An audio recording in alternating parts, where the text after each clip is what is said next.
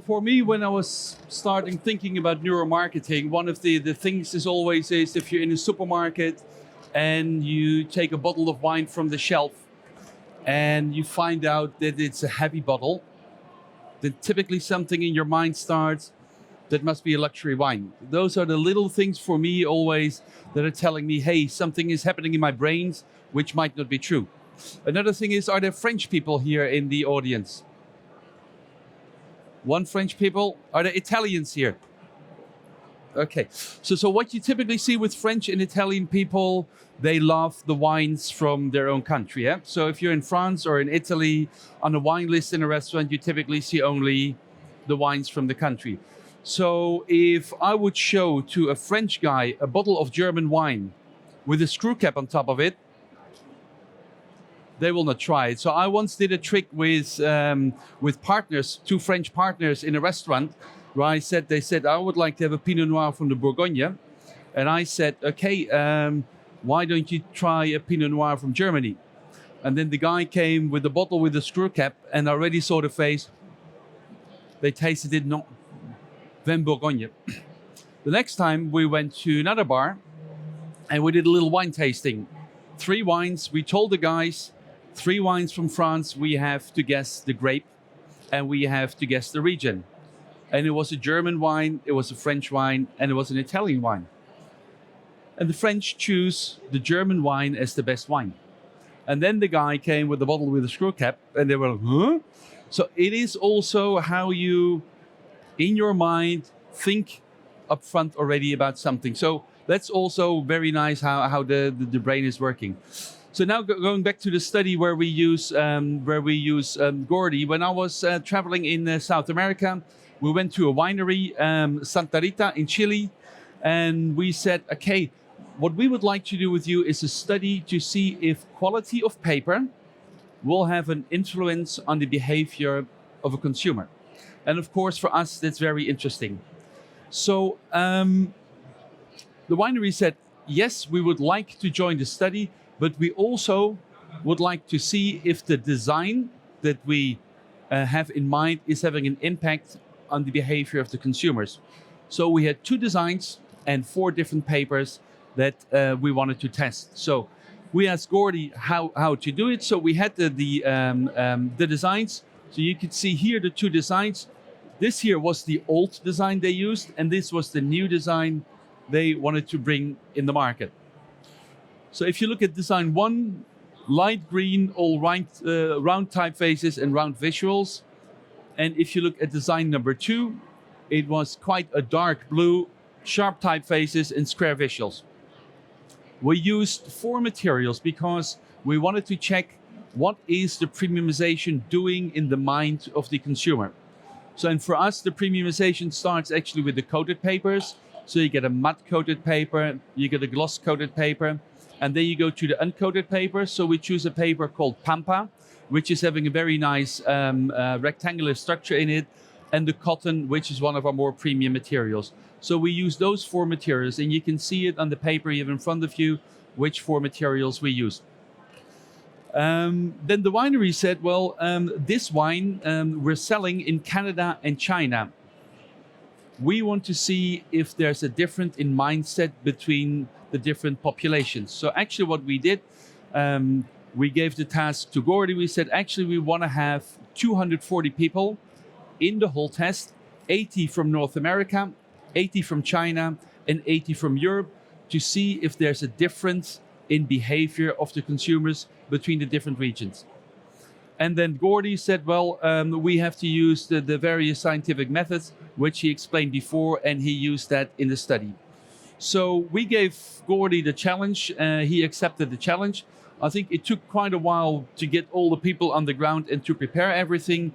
But what was very nice is eventually the results we had with the study.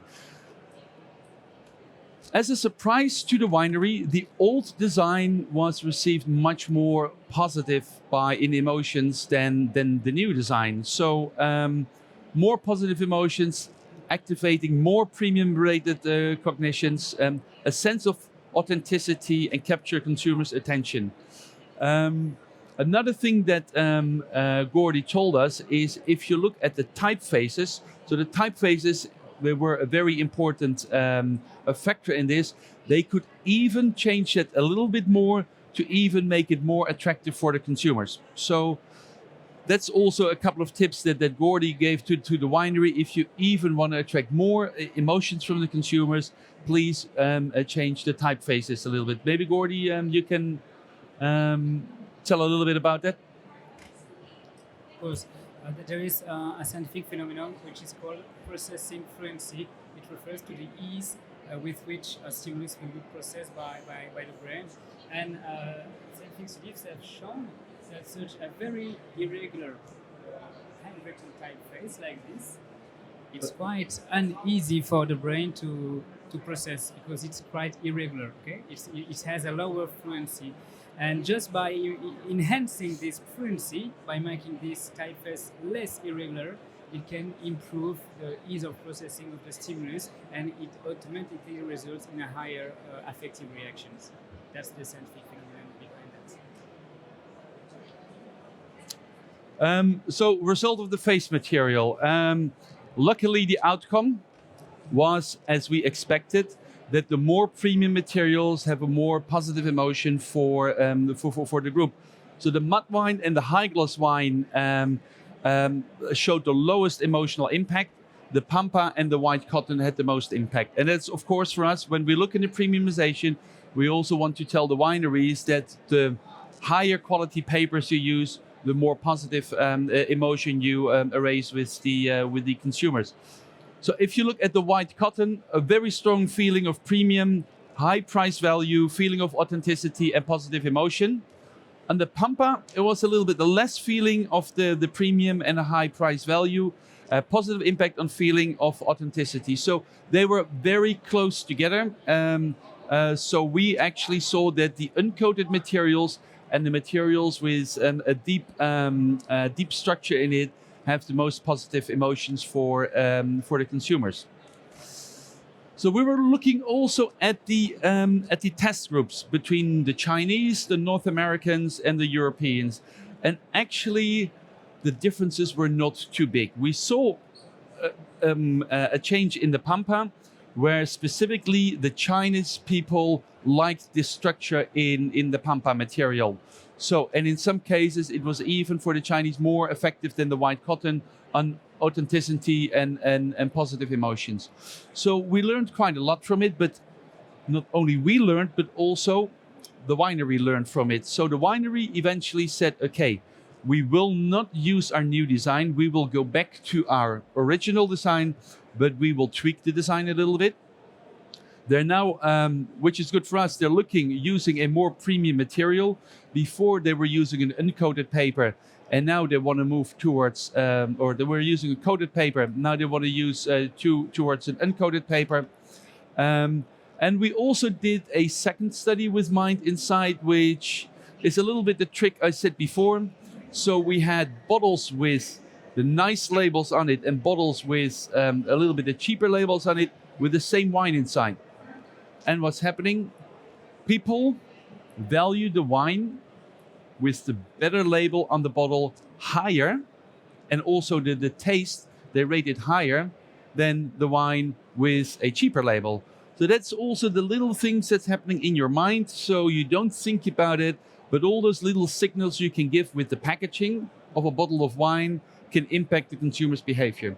So for us, we learned a lot from it. It was great to work with Gordy and his team on such a study. And also the good thing is what we see now happening is that more converters reach out to Gordy. In Essence in France, for example, they reach out also to Gordy to do some studies for their customers that they also can use as a story to all the other customers, how the paper can impact the consumer behavior.